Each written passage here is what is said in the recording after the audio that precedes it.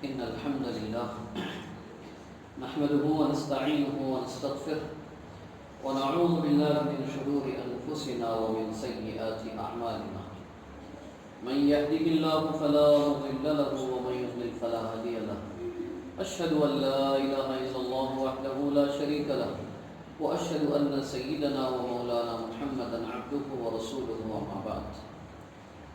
فأعوذ بالله من الشيطان الرجيم. بسم الله الرحمن الرحيم. إن الذين آمنوا وعملوا الصالحات سيجعل لهم الرحمن ودا. وقال النبي صلى الله عليه وسلم كل أمتي يدخلون الجنة إلا من أبى. قيل ومن أبى يا رسول الله؟ قال من أطاعني دخل الجنة ومن عصاني فقد أبى. رواه البخاری. محترم برادران اسلام، پردہ نشین مائیں اور بہنیں اور عزیز بچوں، خطبہ جمعہ میں قرآن مجید کی ایک آیت اور نبی کریم صلی اللہ علیہ وسلم کے ایک حدیث مبارکہ پڑھی ہے۔ آیت میں اللہ تعالیٰ کا ارشاد ہے، یقیناً وہ لوگ جو ایمان لائے اور نیک عمل کرتے رہے ان کے لیے الفت اور محبت ڈال دی جاتی ہے لوگوں اور فرشتوں کے دل میں۔ حدیث میں نبی کریم صلی اللہ علیہ وسلم نے فرمایا، میری امت کا ہر فرد جنت میں داخل ہوگا سوائے اس شخص کے جس نے میرا انکار کیا۔ صحابہ رضی اللہ عنہ نے سوال کیا، اے اللہ کے نبی صلی اللہ علیہ وسلم، آپ کا انکار کرنے والا کون ہے؟ آپ نے سلام میں فرمایا، جس نے میری اطاعت اور فرما برداری کی وہ جنت میں جائے گا، اور جس نے میری نافرمانی کی وہ گویا ایسا ہے کہ اس نے میرا انکار کیا۔ خطبہ جمعہ میں آج حسب معمول جنت میں لے جانے والے اعمال کے سلسلے میں کچھ بات عرض کر دیں۔ جنت کی وسعت، اس کی حقیقت، اس کی چوڑائی، لمبائی، بڑائی، اس کی نعمتیں اور کیا ہوگا جنت میں، وہ گزشتہ خطبے میں بتایا تھا۔ اب ویسی بڑی، کبھی ختم نہ ہونے والی، کبھی ہم سے واپس نہ لی جانے والی جنت میں کن اعمال کے ذریعے سے بندہ داخل ہو سکتا ہے، اس میں بہت ساری باتیں الگ الگ انداز میں الگ الگ جگہوں پہ قرآن مجید میں احادیث میں بیان کی گئی ہیں۔ سورہ مؤمنون ہے، 18ویں پارہ وہاں سے شروع ہوتا ہے، قد افلح المؤمنون الذين هم في صلاتهم خاشعون والذين هم عن اللغو معرضون والذين هم للزكاة فاعلون والذين هم لفروجهم حافظون اولئک الذین یرثون الفردوس۔ یہ وہ لوگ ہیں جو جنت الفردوس کے وارث کہلائے گئے۔ تو قرآن جنت میں لے جانے والے اعمال میں سب سے پہلا عمل جو آدمی کو قیامت کے دن جنت میں لے جائے گا، پہلا عمل، یعنی اعمال تو بہت سارے، لیکن پہلا عمل جو انسان کو جنت میں لے جانے والا ہوگا وہ آدمی کا ایمان، یعنی اللہ کی ذات پر اس کا ایمان کامل، مکمل ایمان۔ جنت کے داخلے کی پہلی شرط ایمان ہے۔ پتہ یہ چلا دنیا میں نیک کام کرنے والے، بھلائی کا کام کرنے والے، لوگوں کی مدد کرنے والے،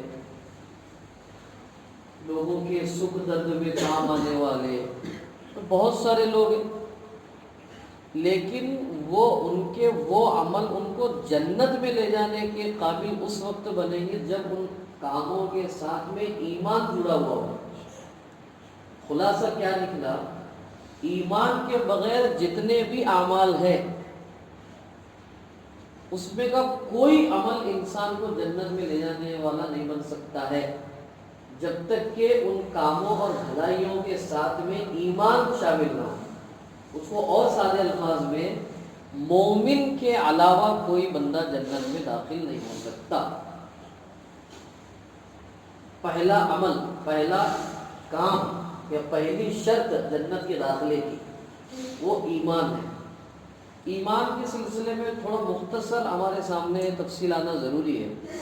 ایمان کے بارے میں عام طور پر ہمارے ذہنوں میں ایک مختصر شکل ہے، ہم لا الہ الا اللہ محمد رسول اللہ صلی اللہ علیہ وسلم کلمہ پڑھ لیے، اب ہم ایمان والے ہیں، سب اب جنت ہمارے لیے ہے۔ ایمان کا مفہوم دو باتیں ہیں ایمان میں۔ اصل میں ایمان اصل میں یقین کا نام ہے۔ کیا یقین؟ کہ ہر حال میں، ہر جگہ، یعنی کسی بھی حال میں کسی بھی جگہ پر میرا کوئی معاملہ اور مسئلہ رکا ہوا ہو، اس کو پورا کرنے والے یا اس کو حل کرنے والی ذات صرف اور صرف اللہ کی ہے۔ سبب کچھ بھی ہو سکتا ہے، ذریعہ کچھ بھی ہو سکتا ہے، کوئی بندہ بن سکتا ہے، کہیں مال ذریعہ بن سکتا ہے، کہیں کچھ اور ذریعہ بن سکتا ہے۔ حقیقت میں اس مسئلے کو حل کرنے والی ذات سوائے اللہ کے کوئی نہیں۔ قرآن مجید میں ایک اور جگہ اللہ اس کی وضاحت فرماتے ہیں وَإِن يَمْسَسْكَ اللَّهُ بِضُرٍّ فَلَا كَاشِفَ لَهُ إِلَّا هُوَ۔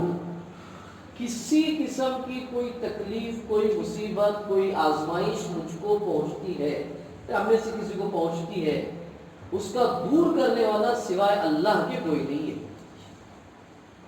اس کا یقین ہر حال میں ہو، خوشی کی حالت میں بھی، تکلیف اور مصیبت اور غم کی حالت میں بھی، وہ بندے کو کہتے ہیں یہ بندہ ایمان والا مومن بندہ ہے۔ ایمان کے داخلے کی، جنت کے داخلے کی پہلی شرط، پہلا عمل جو جنت میں انسان کو لے کر جائے گا وہ اللہ پر کامل ایمان اور یقین، پختہ اور مضبوط۔ عام طور پہ ایسا ہوتا ہے مصیبت اور خوشی، یہ دو حالت میں آدمی امبیلنس ہو جاتا ہے۔ خوشی میں یہ مانا کر کے کہ جو جو چیزیں مجھے ملنی چاہیے تھی یا بھلا ہوا ہے تو یہ میرے طاقت بل بوتے پر مل گیا، تو اللہ سے توجہ ہٹ جاتی ہے اس کی۔ تکلیف، مصیبت، کسی کی موت ہو گئی، کوئی گھاٹا ہو گیا، کوئی نقصان ہو گیا، کچھ آزمائش آ گئی اللہ کی طرف، وہ آدمی مایوس ہو جاتا ہے، کیا ہے یار، کیا ہے۔ کبھی کبھی تو ایک بہت کفریہ اور شرکیہ جملے ہمارے زبانوں سے نکل جاتے ہیں، بھائی میں نے اللہ کے لیے اتنا وقت دیا، عبادتوں میں، اعمال میں میں وقت گزارتا ہوں اور اللہ نے میرا ہی برا کیا، نعوذ باللہ۔ تو یہ کہنے کا مطلب، یہ جو بندہ جس زبان سے یہ جملے کہہ رہے، مطلب اس کے دل میں کامل ایمان اور یقین نہیں ہے۔ وجہ کیا ہے؟ حضرت ایوب علیہ السلام، صحابہ کی زندگی کو بھی آپ دیکھ لیں اور انبیاء کرام کی بھی زندگی کو دیکھ لیں۔ حضرت ایوب علیہ السلام ایک محتاط اندازہ جو صحیح روایتوں میں ملتا ہے 14 سے 16 سال تک ایک بڑی مہلک بیماری میں مبتلا رہے۔ 20 سال ہوتے لوگ، 14 سے 16 سال کا روایت ہے۔ وہ بڑی مہلک بیماری، پورے جسم میں کیڑے چلتے تھے، اور اس کی وجہ سے حضرت ایوب علیہ السلام کو ان کے رہنے والے محلے والوں نے، گاؤں والوں نے وہ باہر ہے۔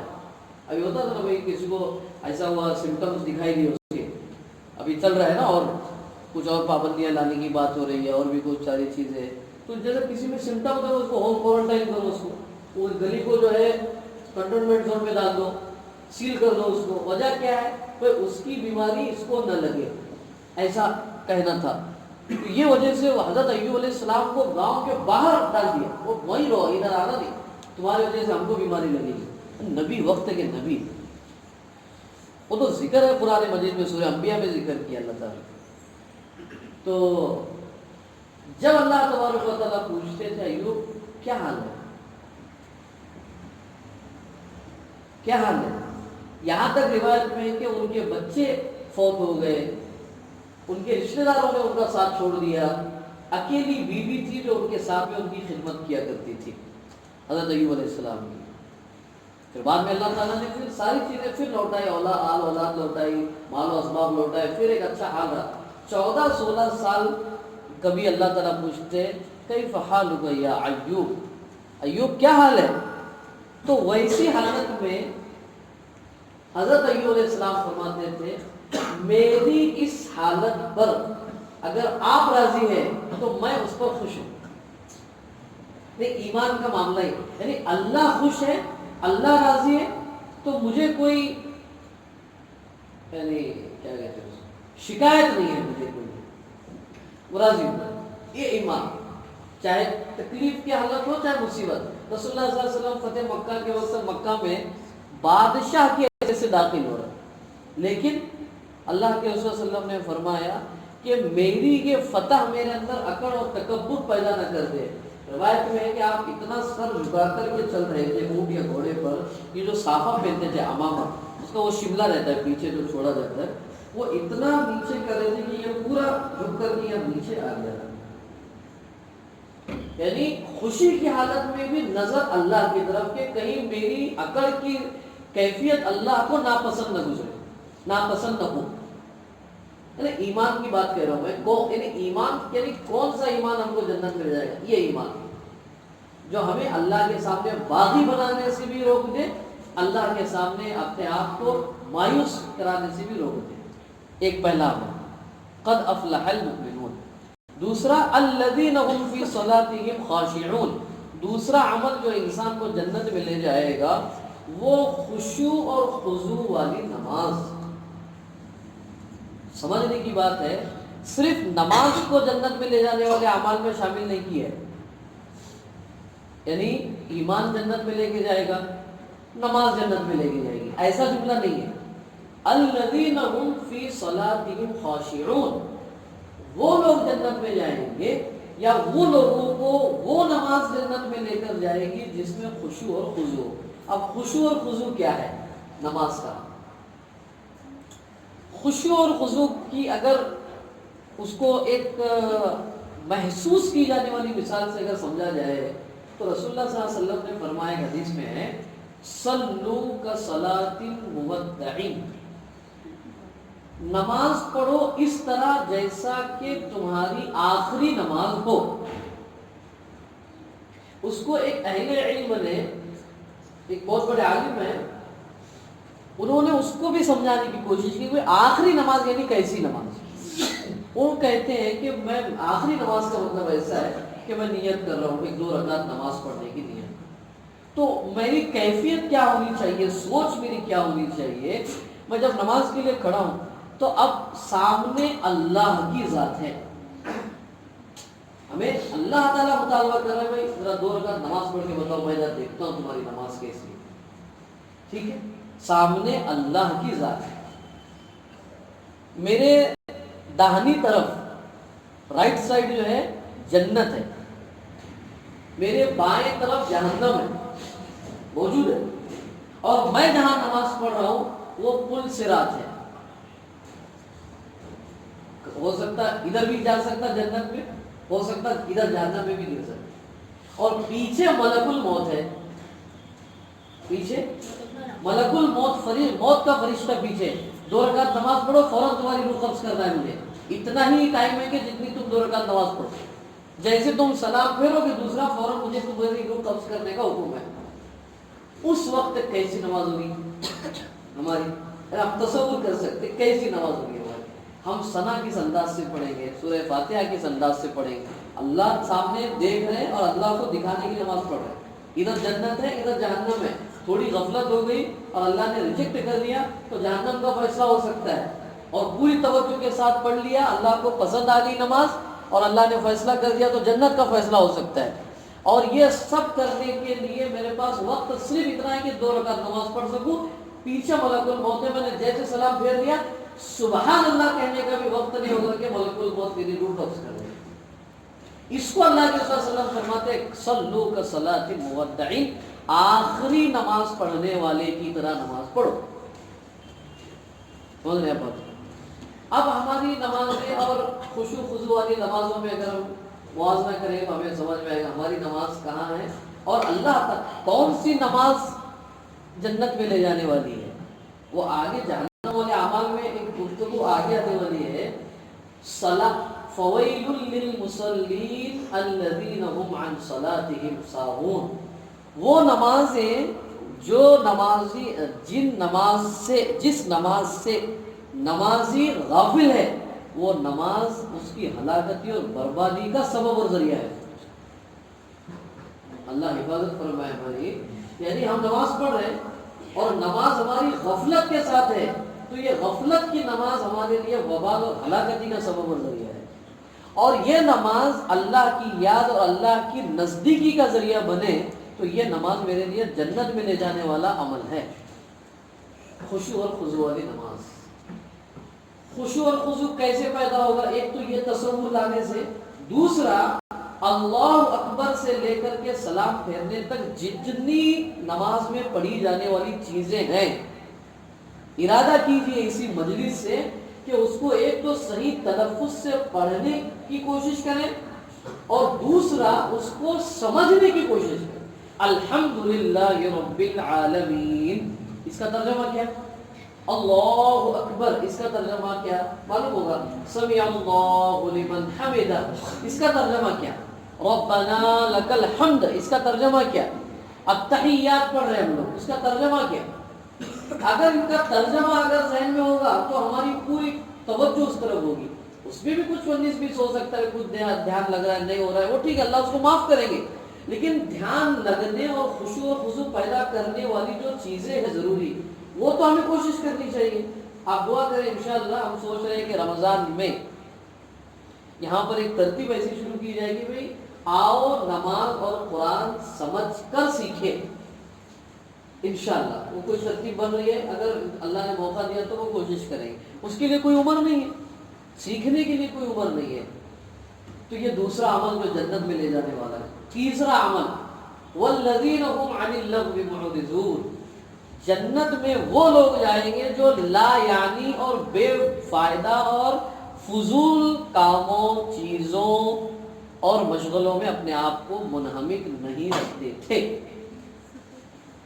یعنی جس میں نہ دین کا فائدہ ہے نہ دنیا کا فائدہ ہے، ایسے نہ کام میں نہ جگہوں پر نہ ایسے ساتھیوں دوستوں کسی سے ان کا کوئی تعلق نہیں تھا، ایسی چیزوں سے جہاں پر ان کا وقت برباد ہوتا تھا اور اس سے نہ ان کو دین کا کوئی فائدہ ہوتا تھا نہ دنیا کا کوئی فائدہ ہوتا تھا. لغویات سے اپنے آپ کو دور رکھنے والے لوگ.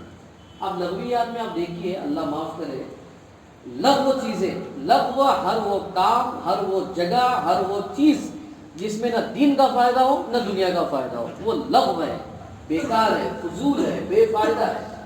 تو دین کا بھی فائدہ نہیں، دنیا کا بھی فائدہ نہیں. ایسی کئی ساری چیزیں ہمارے اندر آتی جا رہی ہیں. اس سے پرہیز کرنا یہ وہ عمل ہے جو آدمی کو جنت میں لے جا سکتا ہے. دوسرے مفہوم میں کیا ہوا؟ ان کاموں میں مشغول ہونے والا آدمی بہت ممکن ہے کہ جنت میں جانے سے اٹک جائے. وہ آگے چیز ہے، جہنم والے اعمال میں اس کو باقاعدہ ذکر کیا ہے. چوتھا عمل جو آدمی کو جنت میں لے جانے والا ہوگا، والذین هم للزکاۃ فاعلون. زکوٰۃ تو ہم لوگ خاص طور پہ رمضان کے حد تک اس کو محدود رکھے ہوئے، یعنی زکوٰۃ کا اصل میں اس کا کانسیپٹ اور اس کی اسپرٹ اور اس کی روح جو ہے نا، لوگوں کی ہمدردی ہے اصل میں. یعنی خلاصہ یہ ہے لوگوں کے ساتھ ہمدردی کرنا، یہ وہ عمل ہے جو آدمی کو جنت میں لے جا سکتا ہے. یعنی سیلفشنس جو ہے، خود غرضی آدمی کو جنت میں لے جانے کا اس سے رکاوٹ بن سکتی ہے.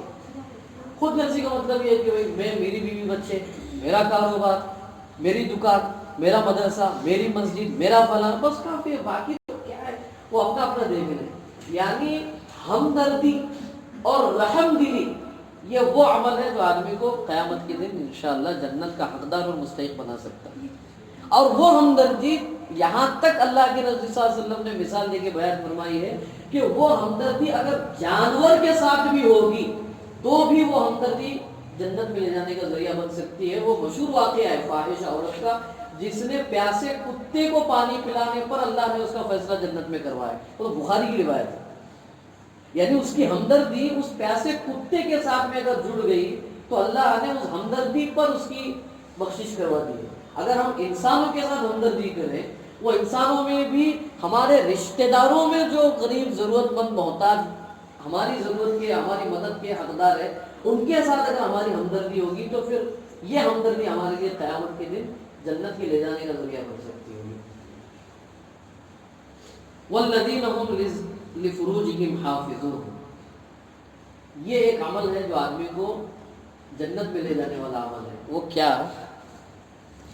اب یہاں تو خاص طور پہ اپنی شرمگاہوں کے بارے میں بات کہی ہے، اپنی آنکھ، اپنے کان، اپنے زبان، اپنا دل، اپنا دماغ، ہر عضو کو اللہ کی نافرمانی، بے پردگی، فحاشیت کی طرف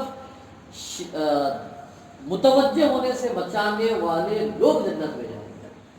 آنکھ کی حفاظت کر رہے ہیں ہم لوگ، کان کی حفاظت کر رہے ہیں، زبان کی حفاظت، اور یہ سب کا آخری انتہا ہوتا ہے جب آدمی کسی بدکاری کے عمل میں ملوث ہو جاتا ہے۔ اپنی ہر اس چیز کو، جسم کے ہر عضو کو اس عمل اور اس کام سے بچانا جو کام اسے اللہ کی نافرمانی تک لے جائے، یہ کام، یہ بچنا جو ہے آدمی کو جنت کا حقدار بنا سکتا ہے۔ یہ کچھ ایسے اعمال ہیں جو سورہ مومنون تقریباً 11 اعمال ہیں وہ اصل میں جو جنت میں لے جانے والے اعمال ہیں۔ ہم نے کچھ بیان کیے ہیں، کچھ آپ جو ہے سورہ مومنون پارہ نمبر 18 شروع سے لے کر کے تقریباً 18 سے 20 نمبر کی جو آیتیں ہیں وہ آپ گھر پر جا کر اس کا ایک مرتبہ ترجمہ پڑھ لیجیے، تو اور کچھ اعمال ہیں جو اس میں اور ہمیں پتہ چلے گا۔ یہ عمل ہے جو ہمیں آخر میں اللہ تعالیٰ یہ پورے اعمال ذکر کر کے کہہ رہے ہیں یہ وہ لوگ ہیں جو جنت الفردوس کے وارث بنائے جائیں گے۔ یہ وہ لوگ جنت الفردوس کی یہ لوگ وارث بنائے جائیں گے۔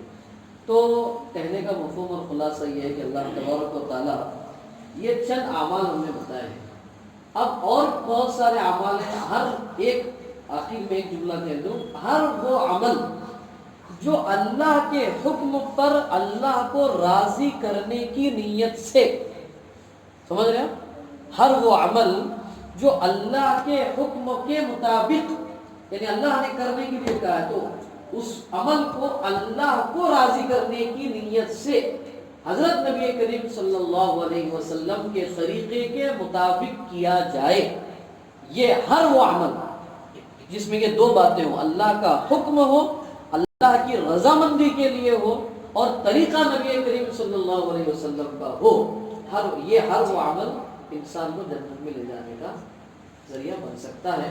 اللہ پاک آپ کو مجھے عمل کی توفیق عطا فرمائے۔ آخری حصہ ہمارا تصور آخرت کا جو بچ رہا ہے وہ ہے جہنم کے حالات اور وہاں لے جانے والے اعمال۔ انشاءاللہ زندگی باقی ہے تو اگلے جمعہ میں بات کر کے پھر اس کے اگلے جمعہ سے رمضان کے سلسلے میں کچھ گفتگو آپ حضرات سے کرنی ہے۔ اللہ تعالیٰ آپ کو مجھے عمل کی توفیق عطا فرمائے۔ جنت میں لے جانے والے جو اعمال ہیں یا عمل میں جو کیفیت پیدا ہونا ضروری ہے، ان کیفیت کے ساتھ وہ اعمال کرنے کی اللہ پاک آپ کو مجھے تمام امت مسلمہ کو توفیق عطا فرمائے۔ اقول قولی ھذا استغفر اللہ لی ولکم ولسائر المسلمین فاستغفروہ انہ هو الغفور الرحیم۔ اللہ